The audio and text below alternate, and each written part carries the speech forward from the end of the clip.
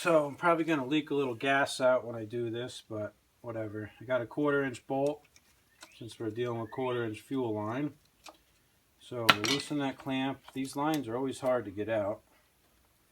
Let's see, there we go. And I'll stick this in there. I'll tighten that clamp back down. That way any gas that might want to leak will just be there. Okay, so we should be good with that. We got another set of wires here that comes out of the stator. We've got to get that out of the way. And we got to take the carb off, which again, we got one of those little E-clips over here on the side. So we'll get that out of the way. We should be able to disconnect that linkage. And then we've got, let's see, let me get the right wrench here, 1/2 inch. It's probably easier to disconnect the air cleaner housing when you do this, but I'm trying to shortcut it, so I'm not. Let's see.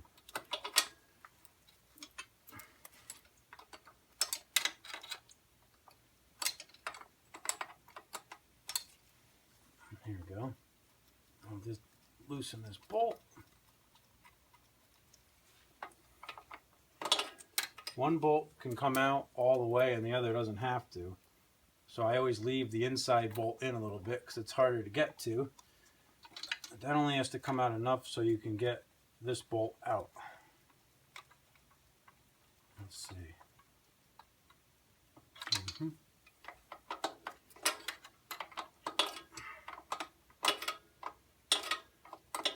Oh, I gotta unhook the fuel line that comes from the fuel pump to the carb also. Right, so we got that bolt out. I'll just put that up here for a minute.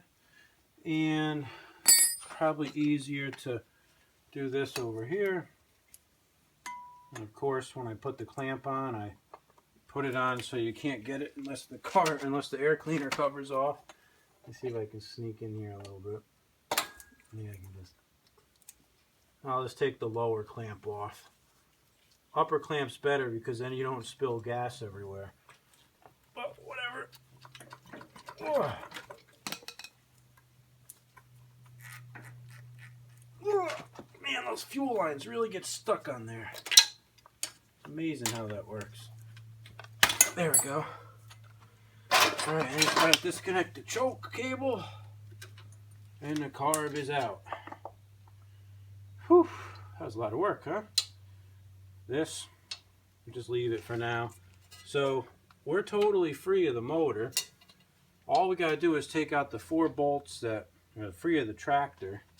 All we got to do is take out those 4 bolts over there and we're ready to back out this whole deal here. I'll take off the rest of the carb gasket and everything here while we're doing that. Okay. So let's see. Yeah, so let me put my oil pan under here because probably going to get some oil that leaks out from the transmission. And it's kind of a pain in the butt to do this, to be honest with you. Putting a floor jack under there is really the best practice. So let's see if I can get a jack and an oil pan. Alright, so here's the deal. The floor jack isn't to jack something, it's just to hold a little tension on the bottom of the motor so that when you loosen the bolts it doesn't just fall off. The oil pan's in there underneath the joint of where the transmission and the engine mount together. And again, that's so that when we start loosening these bolts, oil is probably going to come out of the planetary. And we don't want that to get all over the driveway, which I'm sure we're going to make a mess, but hopefully this will limit that mess. These take a 5/8 inch socket, and there's 4 bolts. That one's loosening. I like to just get them all loose first, and then we can take them out further. And probably it's going to be stuck together by the gasket. So probably going to be a little hard to actually get it out. And I'm just going to take out these bottom bolts 100% here. Let's see.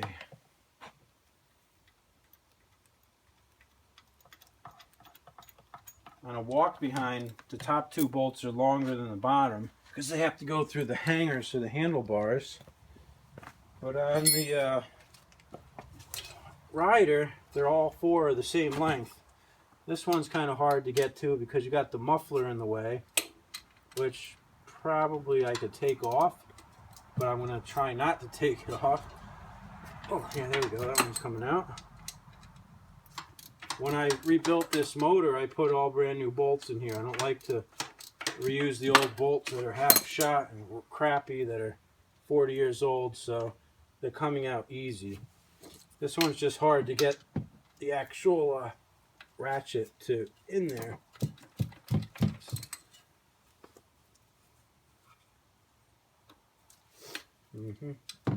You also have the shifter linkage over here as well, in the way of this one.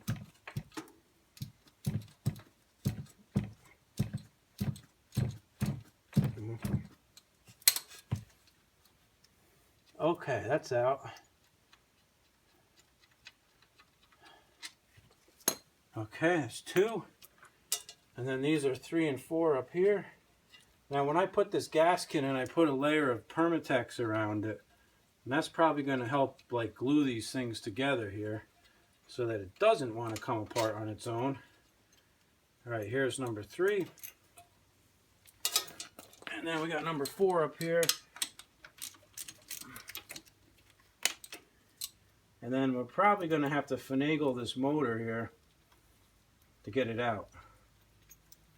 One time I took motor off of 424 and I couldn't even get it apart. It was so stuck. There we go, there we go, there we go. And it will destroy your gasket here, of course, so just the way that is. Get these cables out of the way. Okay, those are out of the way. Okay, so now this is the fun part, is getting it out. Oh, you'll get the planetary with it half the time, which just happened. But that's okay. And you got the oil coming out just like I thought. So we'll take the planetary off the motor. And I'm going to slip that back in the transmission here as best I can. Okay, stay. And you got the back ring here. Like all that, you stay in there. I don't want you out here. You understand? Now I'll just put this in the oil pan for now. Okay, so our motor's out. And I'm covered with oil. Oh gosh. Alright, so now we got to drop the oil pan and start taking the rod out and measuring.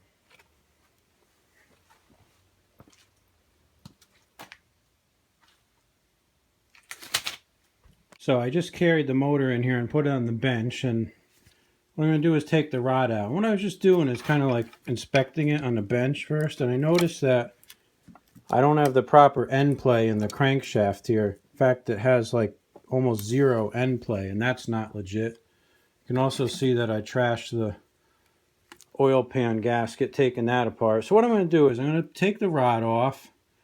We're going to measure the journals here on the crank, make sure that that's the right size. We're going to pop out the piston. We're going to do the bore clearance to the piston. And if that clearance is no good, then we're going to end up taking the crankshaft out and we'll bring it to my guy to machine it. And at that point, I'll address the end play when I get it back and I have to reassemble it. But for now, we'll take the rod off.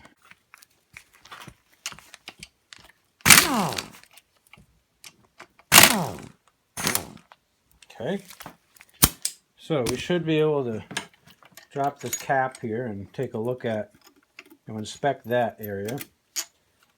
And then I should be able to just take the piston and push it out the top of the bore with no effort whatsoever. Well, that looks good. There's no like scoring or anything like that. The oil hole was facing the camshaft like it's supposed to. So that's good news. let's see, there we go. I'll get this going here. I'll just push this piston right out the top. I'm being careful to make sure that the piston here is in the center of the bore and I'm not going to scrape anything with it. There we go. I just felt the rings come out. So let's see, there we go. That's out. So it's a 20 over piston.